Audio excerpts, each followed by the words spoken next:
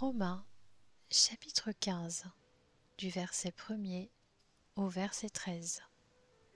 Nous qui sommes forts, nous avons le devoir de supporter les faiblesses de ceux qui ne le sont pas, et de ne pas rechercher ce qui nous plaît, que chacun de nous cherche à plaire à son prochain pour son bien, en vue de le faire grandir dans la foi. En effet, Christ n'a pas recherché ce qui lui plaisait, mais comme il est écrit, les injures de ceux qui t'insultent sont tombées sur moi.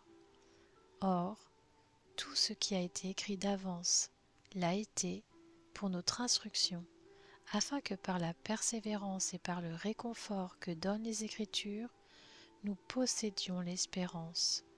Que le Dieu de la persévérance et du réconfort vous donne de vivre en plein accord les uns avec les autres, comme le veut Jésus-Christ, afin que tous ensemble, d'une seule voix, vous rendiez gloire au Dieu et Père de notre Seigneur Jésus-Christ.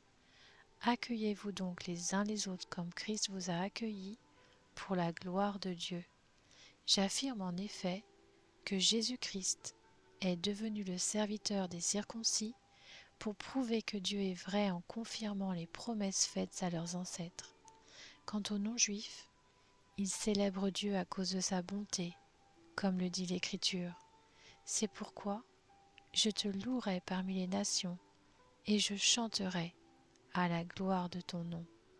Il est dit encore, nations, réjouissez-vous avec son peuple, et encore, louez le Seigneur, vous toutes les nations, célébrez-le, vous tous les peuples.